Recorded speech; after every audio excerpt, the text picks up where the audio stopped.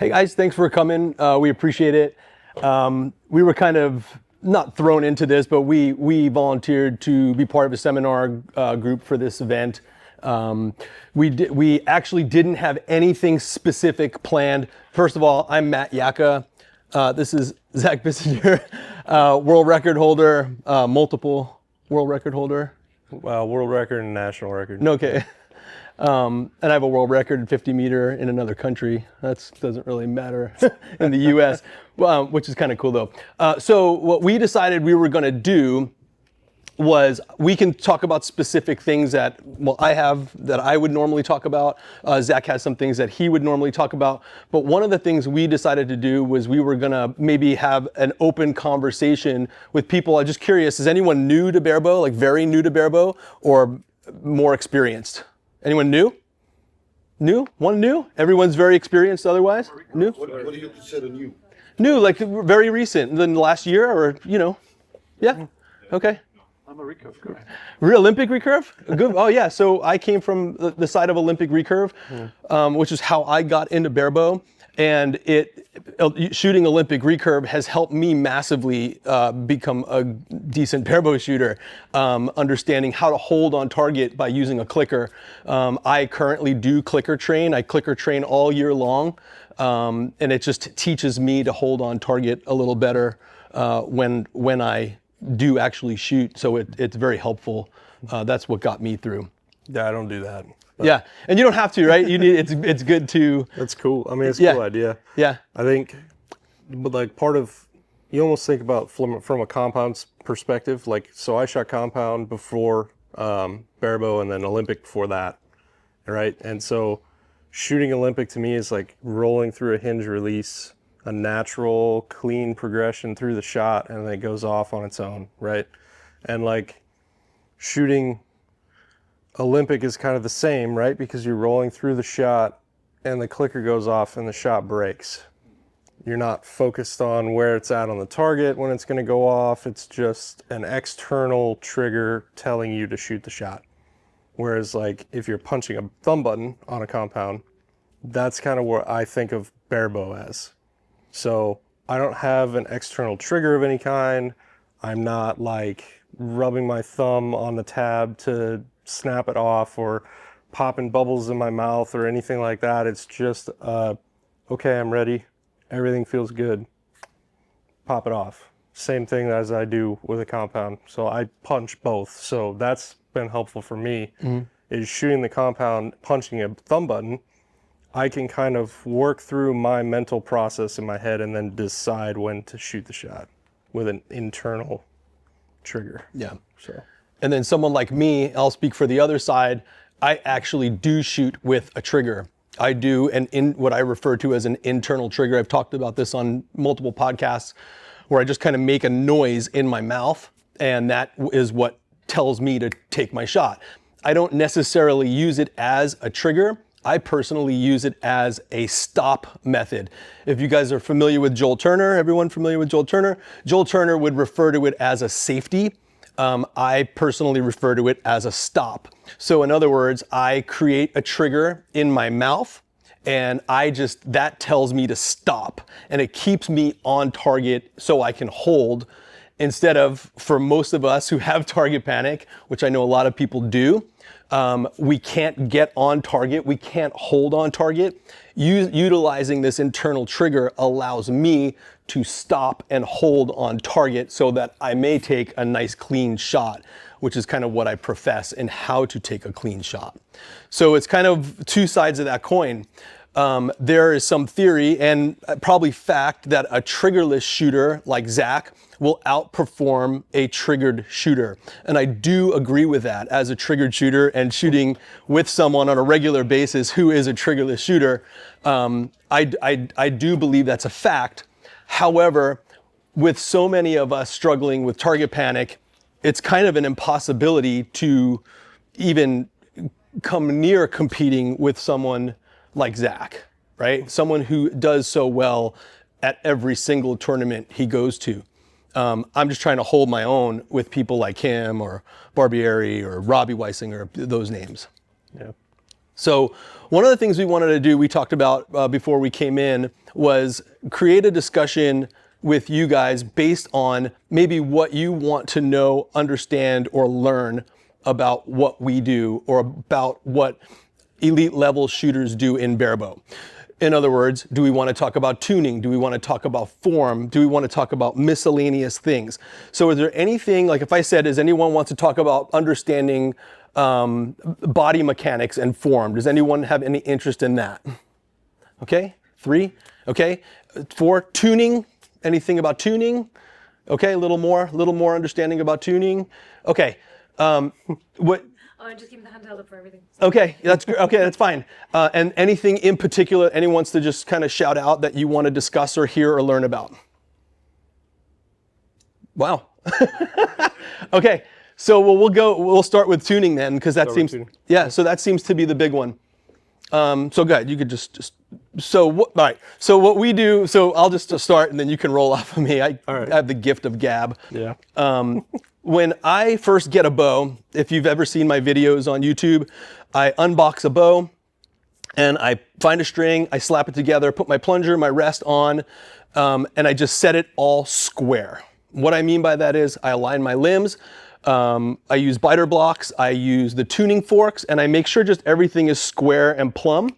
And then I actually set my knock point or my knock set so that is 90 degrees from the string. And I always start shooting right there. And I'll put an adjustable knot on, and when it's time to tune, I will start making those adjustments as needed. I start there.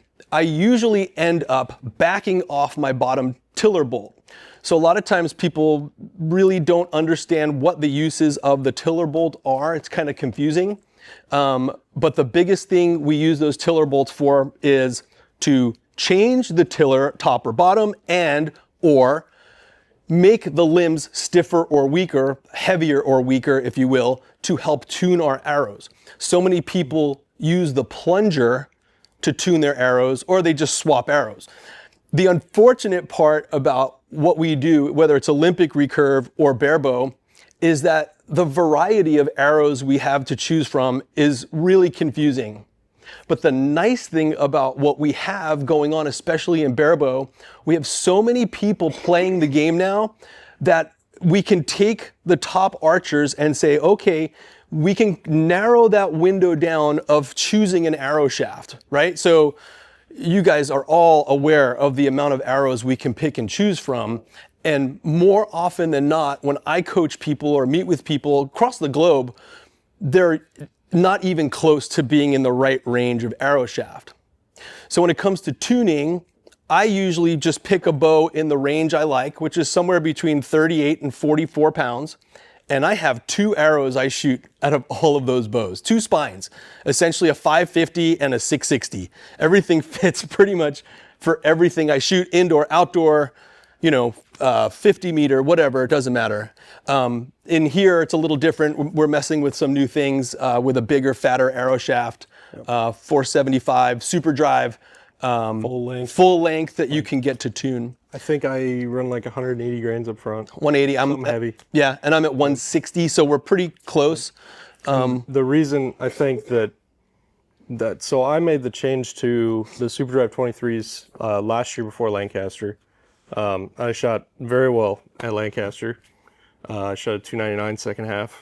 So I like to brag about that because it's kind of fun. But the reason that I think those shot so much better than my aluminum, so I was shooting RX7s, also from Easton, and they're so much heavier than the carbon shafts. What I theorize is that the carbon shaft gets out of the bow faster, and so that makes it a little bit more forgiving to movements, pre-ignition movements, like when you're right about to shoot and you kind of flinch. They're just a little more forgiving to movements like that because as that arrow's coming out, it's coming out faster. Yeah. So. And I would agree with that. So this year, I was shooting the RX7 aluminum up until this year. It's a much heavier and slower arrow. And I switched over to the Super Drive 23 as well. And yes, that faster arrow, little faster, little flatter shooting. My score has probably jumped 10 points off of normal. just by shooting that arrow. And I was like, I didn't kind of believe it at first, but it's been holding water ever since. Like I'm shooting up in the high 280s range on a daily basis. So that faster, flatter arrow, I definitely think is That's helpful. a killer setup. Yeah. I'm pretty sure I actually stole that from a Swedish guy, Oh yeah, who was that? Eric Janssen. Oh yeah. Yeah. So I think we saw him on stage at Lancaster shooting those, and my friend Robbie Weisinger and I were like, "Well, what the heck? We'll give that Yeah. a try." You know, Yeah. I make a 475. Yeah.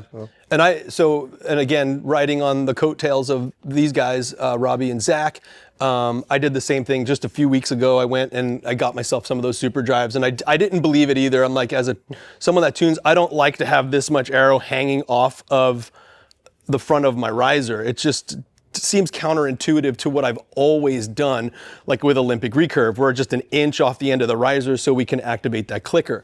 And I know how to tune the bow that way, and then just taking that full length shaft, putting a little heavier weight on it. It's 475 spine, it's very heavy, and it just flies like a dart. I mean, I don't like the way darts fly, but it flies like a laser, I'll just say that. It's pretty impressive. Yeah, once you get those to tune, they're really good at shooting arrows. Yeah. And even when they're not tuned, like Yeah. I've shot bad tunes really, really well. Yeah. I mean, I've shot in the 290s with a bare shaft right like that. Yeah. So Yeah. Yes. Did you try these arrows with a lighter bow? Not Yes. 48 or 44? Absolutely. But, 30 range? Yep, absolutely. So I have a series of videos I put out on my YouTube channel, and one of the things I did was shot it with my Satori. And my Satori has 35-pound limbs. I couldn't believe it. Again, it worked out just as well, and all I had to do was change out the point weight. Again, I think I went to it was like close to a 200, I think. It was much heavier. But the nice thing, and what people don't realize in barebow, we do crawl to help us with the aim. The deeper the crawl, like we do in here at 18 meters or 20 yards, or let's say in field, those deep crawls really do mess with the tune of the bow. Ideally, we don't want to crawl. So like if you have a bow that's set up and you are right what we referred to as point on, meaning if you shoot split or 3 under and that arrow is sitting right under your fingers, that bow is going to tune the absolute best right in that position. But because we come down that string, that's what messes with the flex of the limb, right? And then the riser tends to tip or pull back, and that's where changing the tiller bolt makes up the difference for what we're doing. And again, every time we make that change with a tiller bolt, we're messing with the arrow flight as well, right? I kind of wish I had a whiteboard. So like, I was going to piggyback on that earlier. So the reason that we changed the tiller and the bottom is bigger, right, is to make that bottom limb weaker. Because when we crawl down the string, we're pulling more off the bottom limb. So it'd be just like if you were on a compound and you grabbed it with your fingers way below the arrow and tried to pull off it, your timing would be off. Same thing. The cam rotates more off the bottom faster, right? So the limb on the bottom, you're actually pulling more draw weight on that bottom limb when you're crawling down the string. And so by backing the tiller off, you're lightening that draw weight. Right. And making it a more even pull across the two limbs.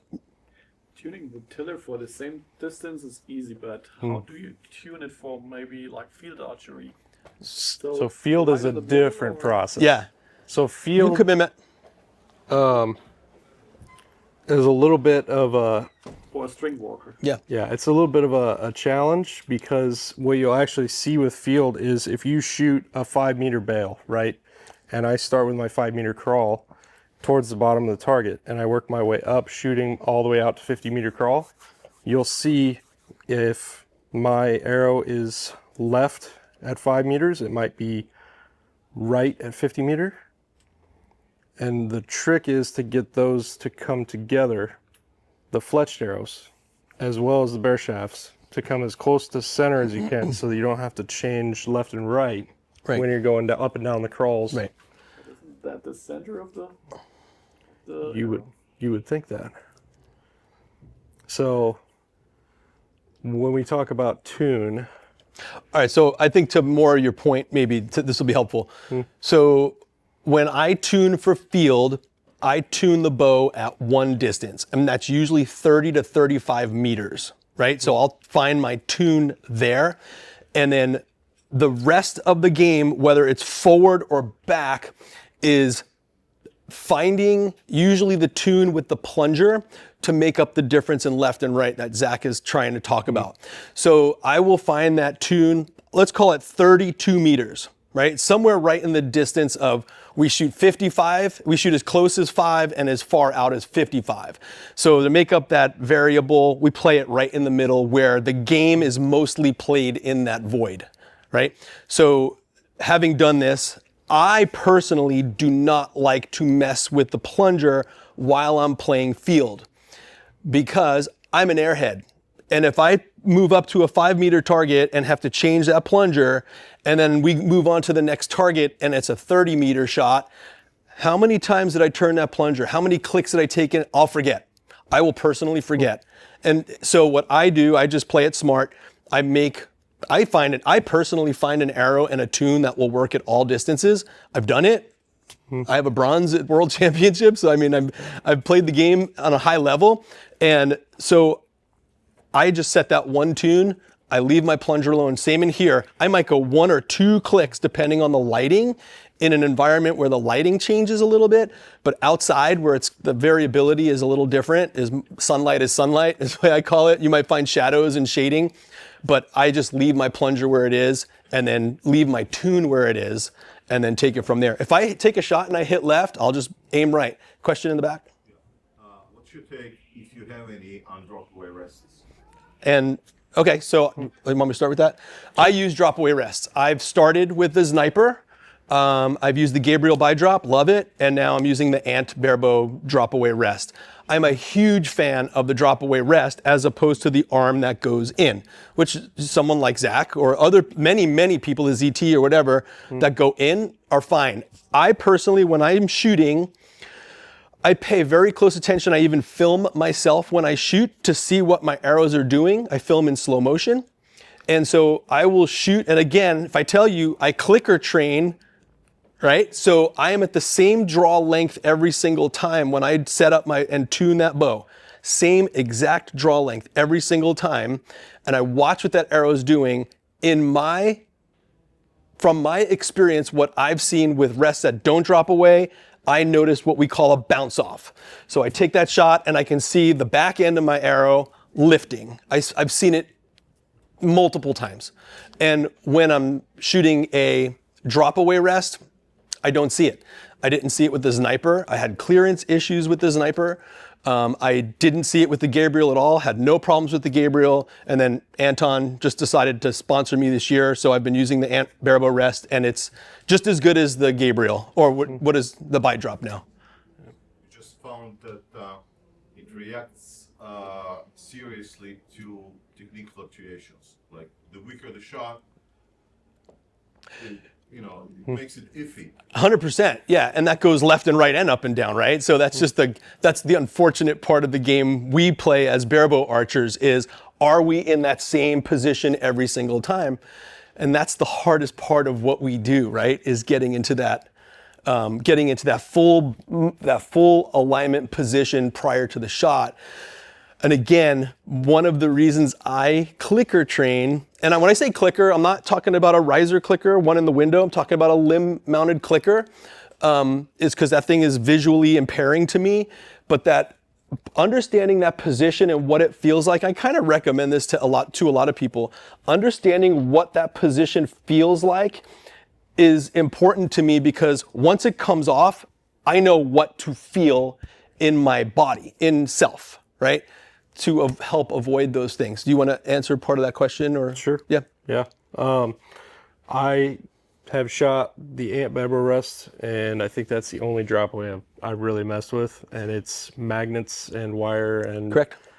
to me, I don't think there's anything wrong with shooting a drop away if you get it set up right. Like if you have the time to dedicate to setting that up the right way and making sure that it's supporting the arrow when it should be supporting it and dropping when it should be dropping, I think it's great. Yeah. To me, I don't have as much time to spend on that. So what I'm mainly focusing on is myself, for the most part, and I'm shooting an AE free flight or a Shibuya. At 50 meter, I shot a Shibuya, just the stick-on recurve, you know, normal Shibuya, shot fine. Yeah. But Yeah, and the Shibuya, again, works well for me, even at 50 meter, because I don't have a crawl. I mean, my crawl at 50 meters is 4 millimeters, right? Very, very small. It's nothing. It's the size of my knot, and I go right under the knot. But when you crawl deep with like a Shibuya or maybe even the Hoyt stick-on rest, some of those other, because if you can imagine, if I'm at anchor and that arrow is here, I'm exaggerating, of course, when we release, that back end of the arrow comes down to get back to normal. It doesn't stay in that plane. It drops back down, and that amount of tension on the arrow pushing down on the rest could simply break the arm of a Shibuya, or even outflex the ability of those plastic Hoyt stick-on rests or things of that nature. and that's also what I would come back to, that explanation of field. Why does it shoot left and right? That's why. Yeah. Because as you crawl down the string, you're taking the bow out of tune. And then if you have to click your plunger to get it back into tune, you have to know how much. So Yeah. yeah, it's a whole thing. Yeah. Different than Olympic. It is a lot It is, different than yep. Olympic, right? In Olympic, we don't crawl, right? So in Olympic, it's all what I refer to as static. You know, we set that one time, we leave it alone. You're pretty much shooting one distance, right? 70 meters. So the tune can pretty much hold itself. You can mess with the tune a little bit to tweak it just a little bit to make it better for you. But once you get it set, it's usually set it and forget it, leave it alone, and you don't have to really. Shooting field and Yeah, field and- arrow position is always the same. Always the same. Once it's set, it's good to go. And yeah, the other thing about Olympic too is like you guys are tuning using your plunger tension, right? Like that's your fine adjust, right? Like the in and out of the plunger is a rough adjust for center shot. So ideally you would leave your Olympic recurve in center shot and then tune with your plunger tension. The issue that we run into is it might tune at a certain plunger tension, but it might shoot 3 feet to the left, and I can't run my head over far enough to move my string blur to get that thing to shoot down the middle. So I have to run it out and then play with something else to get it to shoot down the center and tune. Yeah. So Is anyone shooting under 30 pounds? Under 30? 2? 30, no.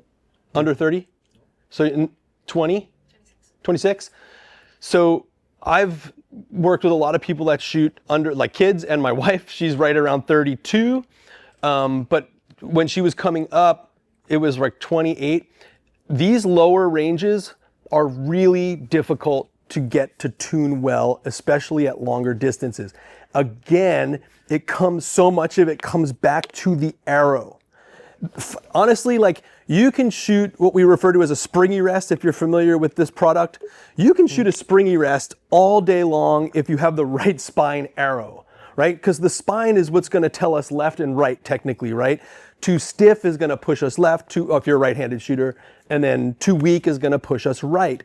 But with the case where someone is shooting very lightweight, we have arrow spines that go into the 2000s. I mean, we're talking like these wires. I mean, there's nothing to them, but they tune well. Like, it's amazing how I put someone on a 12 or 1400 spine that's shooting under 30 pounds and that arrow does what it's supposed to do. It makes it a little easier. But the problem is truly, so someone, you look taller than my wife. My wife is little, 5'5". Yeah, draw length is 26. My wife's is 24. So how do we get her to reach 50 meter, right? So we have to find the right spine, and you're spending, guys, you know as much as I do how much arrows cost. They're the most expensive thing in this game, right? Next to feathers, if you think about it really, right? So you have to buy a dozen 1,000 spine, 1,200 spine, 1,300. No one sells one at a time. They don't sell arrows one at a time anymore. So you're wasting a ton of money trying to find the right spine. But luckily, as we progress in barebow, and this is what I mentioned earlier, as we progress in barebow and we find these good shooters, we say, okay, we can create an average of my draw length is 26, my draw weight is 20, whatever, 28. We could say, okay, a 1300 spine or 1200 spine might work perfect for this individual.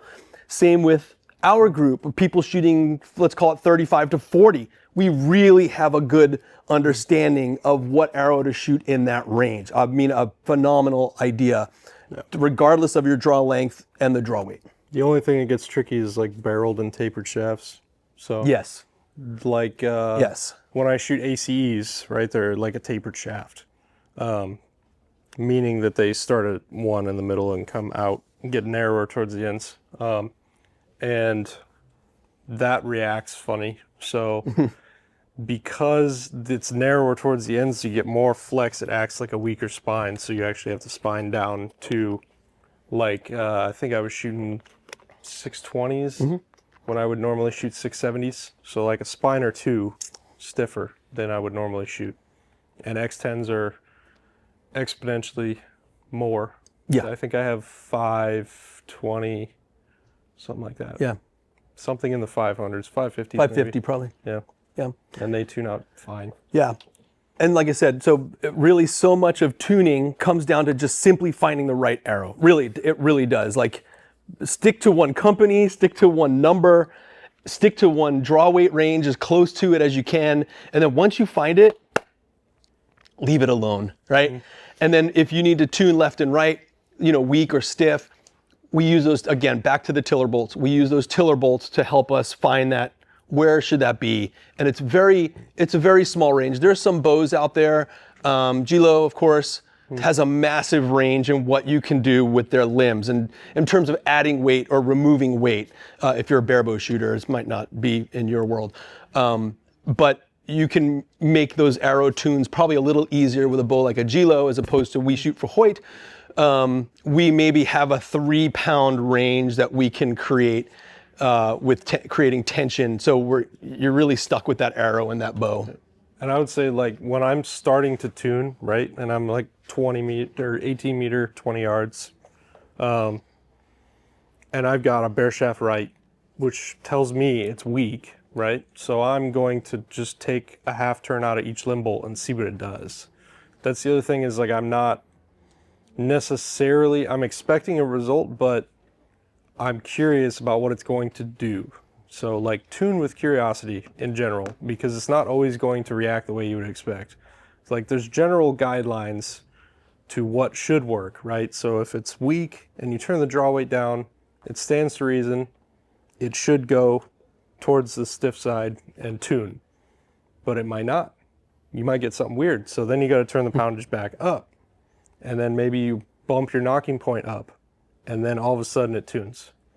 So just knowing, understanding the things that you have to play with, the variables that you can change, the knobs you can turn on the bow, and trying to see what knob does what in a scientific way, right? So I had, when I first got my Exceed 2, I had a weak tune, and I turned the draw weight down and it got worse. And I was like, that's weird. So what I did was I turned it back up, and then I moved my knocking point and added point weight, not all in the same sequence, obviously, because that wouldn't be very scientific. So I try and change one of these variables at a time so that I know what that one variable did, and I can go right back if it didn't work. But basically what I ended up at is I needed to add point weight and run the bow maxed out on draw weight with a little bit higher knocking point. And originally it came in, I added 20 grains of point weight and it came in stiff. So it went from weak by like 6-8 inches to stiff when I added point weight, which is counterintuitive, right? So what I think happens sometimes is you get, if you ever talk to John Demmer, you'll hear him say a false weak tune.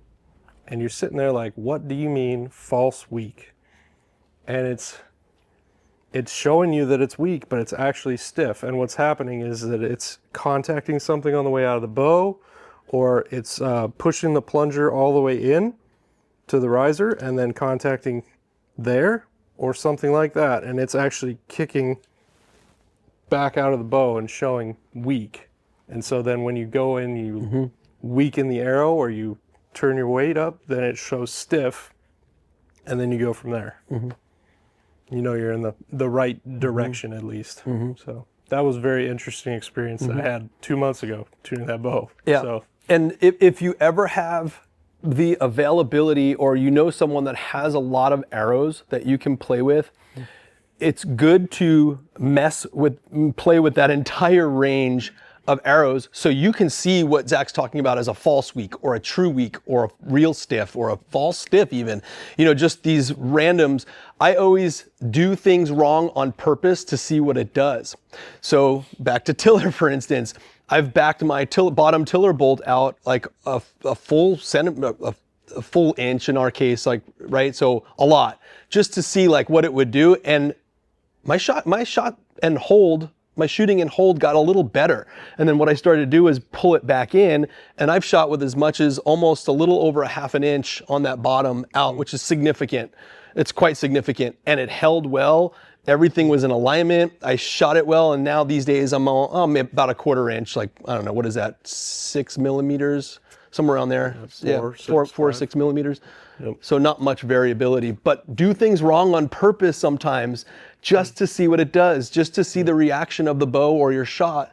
And you'd be surprised sometimes. You're like, wow, that was like a happy accident, right? yeah. Well, like so here's a scenario that would be fun. So let's say I shoot a bow for the first time and I'm friggin' awesome, right? And I got like an inch bear shaft right, which is like right where I want it to be. Like I would love for my bear shaft to be right 9 on a Vegas face. And I'm like, okay, I think this is good. But what if I check that? So let's say I take that and I turn my limbs out one whole turn, just exaggerate it, right? In theory, it would go further to the right. Like it would shoot right 7, right 6 on a Vegas face. That would mean that it is truly a weak tune and I have actually succeeded on the first try. Okay. But there's a scenario as well where it actually shoots, or no, if I took 2 turns, you said it backwards. Yep, I said it backwards. So okay. it should go stiff. Sorry, opposite side, left side for a right-handed archer. So then there's the opposite scenario, which is what I accidentally said earlier, where it actually goes further right. And then I know I have maybe a false weak, and I need to try and weaken the spine of the arrow or turn up my draw weight in order to make sure that I'm actually tuned an inch or 2 to the weak side. No. So you can check yourself on that. Like, it shouldn't be necessarily a mystery. It's not super mysterious as to like the false weak thing. Right. You can check that. Right. Yeah. And I will, like I said, just right off of that, I will mess with my bow on purpose. I say break your bow. So I'll make a nice setup that I know works, and then I'll start another setup that I get to work very well, and then I take my original setup and I mess with it on purpose. I do wrong things so I can see if I can make it better. I break it, essentially. I'm doing all these wrong things just to see if I can make it better. I took my measurements. If I want, I can put it right back where it was. Center shot, my limb weight, everything. I can put it exactly where it was because I took those measurements. But I mess with it in the wrong ways on purpose just to see if I can make a change that's for the better. And it's just kind of it does take some experience to know what you're doing, whether it's messing with those tiller bolts and having them uneven, or even if you shoot a Hoyt, we have in the limb pockets, we have those little adjustments we can make where we can put it in the soft, medium, and hard. I've done that where I've put hard on top, weak on bottom, weak on top, hard on bottom, just to see if it feels different in hold or if it does actually hold better. But I have a new bow set up waiting for me, that's fine. I have this one, which I took my marks and I can always put right back, but I mess with it. I do the wrong things with it just to see what it does. It's like me, for instance, this weekend. I did not shoot well this weekend, but I had a major learning lesson. So for me, losses and doing poorly sometimes teaches you a lesson. And I know exactly what I did, right? So it's like I made a major change coming to this event. versus I was at the Leo Invitational last weekend. I did very well, but I made a major change coming to this event. I was like, I'm going to play it safe and shoot a single spot. And I usually shoot a 3 spot. Going to the single spot to play it safe, I shot worse, right? It's just a major change that I know I did. And I discussed with Matt earlier from the Push Archery, Matt Zernzak back there. Yeah, so we discussed that, like making that change for me. I made a mistake, but it was a good mistake, right? Didn't yield me anything here, which so be it, that's fine. But now I know not to go back to that single spot. I'm gonna stick with my 3 spot, right? Question. Could you talk a little bit about point weights? What the advantages and disadvantages are, or heavier? Point weight? Because you shoot a lot heavier than we do. You did say point weight, correct? Point weight, yes. Yeah, okay. Yeah, that's a can of worms. I think mainly for me, I'm adding point weight just to get those arrows to tune. Same. And they still shoot very well with adding that point weight. Outdoor, I know I've experimented kind of back and forth with between 100 and 120 grain points on parallel Pro X10s, regular X10s, ACEs, all of them, shooting at 50 meter, and it's almost always for me better to shoot 100 grain points. And I think that again goes back to that lighter arrow weight getting out of the bow faster. Mm-hmm. And I think 100 grain is like kind of a happy medium. So like as you get more front of center, which is a measurement of the balance point of your arrow in relation to the center of the arrow shaft. So as you go further towards the front of center, having a heavier point, lighter arrow, you do see it carry better through the wind. So I feel like 100 grain, 120 is like happy medium of front of center to carry through the wind, lightness to get out of the bow quick, and still be able to find a spine that tunes well. So for indoors, you shoot like 180, yeah, 200. it's the same concept, right? It literally comes down to the tune. So we have some shooters in the US that, back to the springy, we talked about a springy rest. It's just a little, it's just spring tension, there's no plunger. And we have some shooters in the US who just shoot that rest, so no plunger tension, and shoot phenomenally well.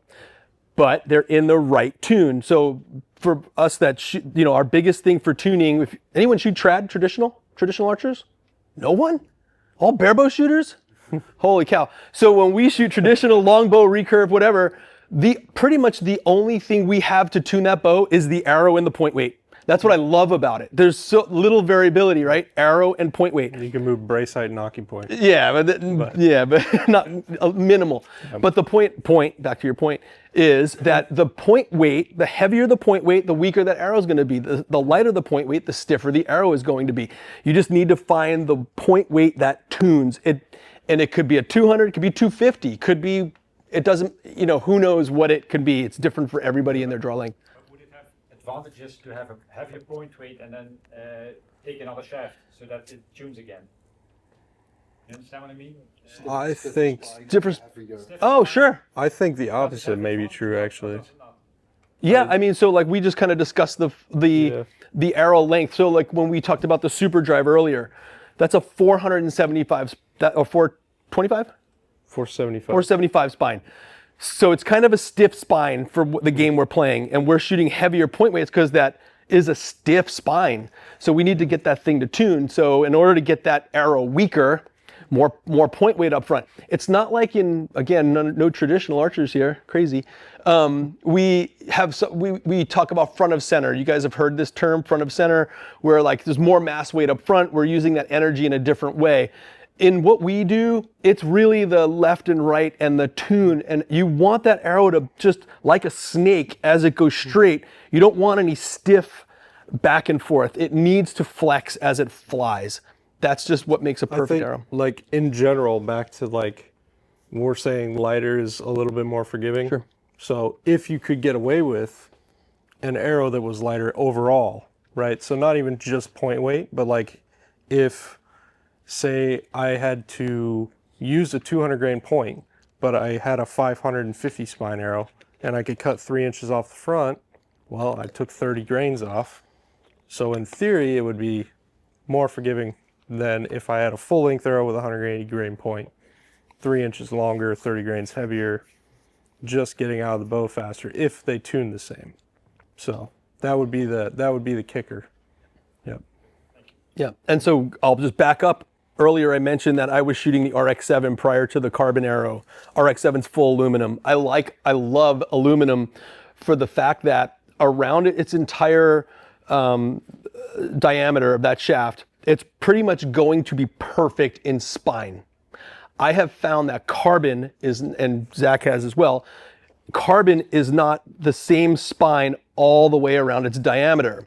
So going back to the aluminum, I chose the aluminum up until this year for just that point, that I don't care how straight an arrow is or how bent it is. A bent arrow will fly better than an arrow that's out of tune in terms of stiffness or weakness. So what I chose was an aluminum arrow. I chose, like I said earlier, to cut it back. So it's 30 inches. Let's call it 30, right at the edge of my riser. I know how to tune that arrow the way it is, it's fine, but I had to add, I think I was shooting 200 grains up front, but 4 inches less off the front. Now shooting, going back to the carbon, this thing is a full 32, maybe even more. 31 and a half. Okay, it's called 32 inches long. 30, yeah. That arrow being so long doesn't need as much point weight up front, right? So we back some of that point weight off to make it flex better. Yep. And the shaft is lighter as Yes, well. So, and if I were to cut it, if I were to take 4 inches off of that, you better believe I'd need a 200 grain point up front. yeah. Yeah. Any other questions? Are you guys aiming about the arrow, the point or the arrow rest? The point. Point. Yep. So I shoot point of the arrow just below the 9 ring. So I take one circle and meet it up with another circle, kind of like that, and then let it sit there. Are aiming about the finger of the arrow rest? Oh, really? Yeah. That was I've done that in arrow rest, long range 3D. Question? If I look over the point, that sorry for my English. That's okay. If anyone can translate, das führt mich dazu, zu der Ankerhaltung. Ob ich, if I anchor above Yeah. or Below? relatively down, Okay.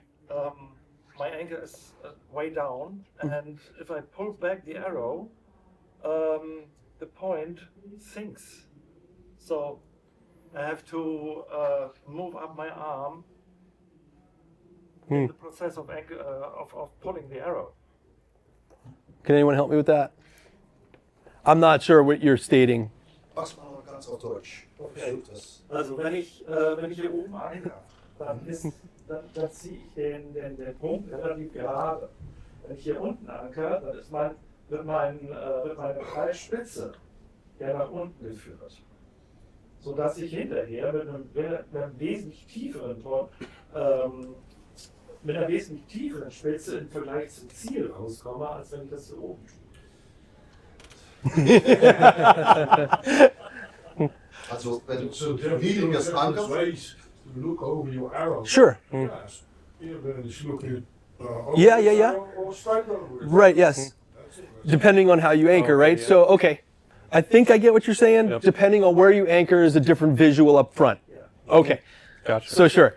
So, right. So I'm going to come back in this direction. So smaller person, lighter draw weight. I will coach someone like this to anchor lower, because when we anchor low, like an Olympic recurve shooter, that point is going upward. The higher up we go, the lower the front end gets, right? So you will see with Lancaster longbow coming up, you'll see people anchoring way up here so they can look down that arrow to close the gap at target. So me, for instance, when I shoot longbow, if I try to I don't do my barebow anchor, which is here. I do a little higher middle finger as opposed to index, because that moves the arrow about 1 inch closer to my eye, closing the gap at distance. So when I take someone shooting farther out, like her maybe, I have her do lower because of the loft or the arch or the arc of the arrow. So it's going to change depending on where you anchor. in the nice thing about what we do in Barebow, close, like today, one distance, one anchor, find it, be happy with it, leave it alone. And I do that at everything Barebow. Everything Barebow is right here for me. Anchor in the corner of the mouth, and it stays the same. But we get to crawl. Yep. I tried this. My anchor is down here. It's okay. As long as it's the same every time, doesn't matter where your anchor is, right? And the, you know... I know it's bad for the arrow, for the untuned bow. Sure. Because I have to crawl. You have a larger crawl. Sure. Yep. Yeah. Larger crawl. Yep. Yep. Yeah, I can see that. Yeah. The only downside I've found about other anchors is poor alignment, right? So how we align in our shot, depending on how we anchor, changes two things. It changes how we align. So perfect would be like an Olympic recurve shooter. We come up, we draw, we get under the chin, we get this upper arm, like this part of the arm, it allows us to get it back. And you will see, and you will see just by us going like this, it moves my lower arm forward, which in turn moves my upper arm forward. And the higher up you go, you can see this portion of my arm just keeps moving forward and forward. Whereas in perfect alignment, we're here, we need to try to get as close to that as we can every time. Like we're losing alignment. So I've tried in longbow to anchor here. I can't do it because I want to collapse. Like I can't visually get there and I can't physically get to where I need to be for alignment. It's the hardest part about changing the anchors. Yeah, I would agree. Yeah. Yeah. And then we use string blur to shoot. String blur, familiar with the term? So in string blur, if I'm here, anchored here, I can see that string blur right in front of me. As I go to here, believe it or not, one finger from here to here, that string blur is way outside. I can't use a string blur shooting a longbow. As bad as I want to, I can't. Because I prefer this anchor to close the gap. I'd rather salvage my left or salvage the up and down than the left and right. And I lose a little left and right going from here to here. One stupid finger. It's in between or around? It's in between or around. I go over, personally. Still go over. I go over. So if you ever watch me shoot, people ask me if I'm left eye dominant because I draw and I go like this. But I'm looking over the string. So the way I see it is string, arrow, riser, sandwich. String, arrow, riser. I don't teach that. I don't teach that because everyone else does something different than me. Everyone just does arrow, string, or arrow, riser, and string all on arrow left if you're right-handed, arrow left, string and riser together. I go over. I sandwich them in. Yeah. I keep my string blur actually very far to the right. It's like on the end of the plunger button. Yep, or some like, people go plunger button, like what he's saying. End of the plunger adjustment. You check every time. Every time. The string blur. Yep. Yep. Every time. It's a normal, you hit It's anchor point, check string blur, settle in, start Yep. pulling through, shoot. Out 50 meter makes a huge difference. Huge. Inside, not so much. Close distance. Outside, massive difference. 9 ring to 9 ring for me. Yeah, inside. keep it in. It's just the best you can. Always just try to keep it tight. Yeah. I feel like if I really lean over, I can make that arrow go left 8. If Yeah, I want it's to, crazy. Or right 8. Yeah. Any other Easily. questions? Questions? Just one point just was about the anchoring. It was interesting what you said because I'm finding I'm anchoring sort of this bone to almost my chin. Yeah. But I'm having to string walk all the way down, so To make up the sometimes I difference. Drop it to maybe not have to crawl down as much. Or it does that trick? What you say? You'd have to go higher to not have to crawl down as far. Yeah, so I'm gonna take this hand up. What's your? Show me your normal anchor. Just do it. So you're using the bone. Yeah. Yep. All right. So this is a non-specific. Struggling with this for a while. Yeah. So this is a very non-specific anchor. I refer to it as floating. I think in the industry it's referred to as floating. Floating normally means like the fingertips don't have a job. I'm gonna send you a link to my YouTube video. You need to give your fingertips a job when it comes to anchoring. They can't float. You can't just use this. It's not enough. You need to either use a tooth, corner of your mouth. What are you using? I use a tooth for my top. Yep. And then I check. So I actually do an extra step. So I check with this middle finger on my bottom jawbone in order to make sure that I'm not pulling my hand away like that. Right. And torquing the string. So I noticed myself doing that. Yep. So I use that, and then I do a reference point of my cheekbone Yep. on my hand. And so I do same. I do this ridge under my cheekbone, this in the corner of my mouth, and this around my jaw.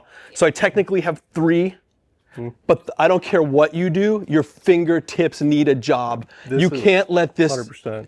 You can't, I don't care. You'll never shoot amazingly well without giving your fingertips a job if they move too much. They need to be locked onto something. Which one is your priority? My index finger, corner of my mouth. And that's a soft anchor. Soft, hard. Ideally hard. I just can't touch my teeth. I just can't do it. Yeah, I don't So- open my mouth. Yeah. So I do this. You'll see some people do this.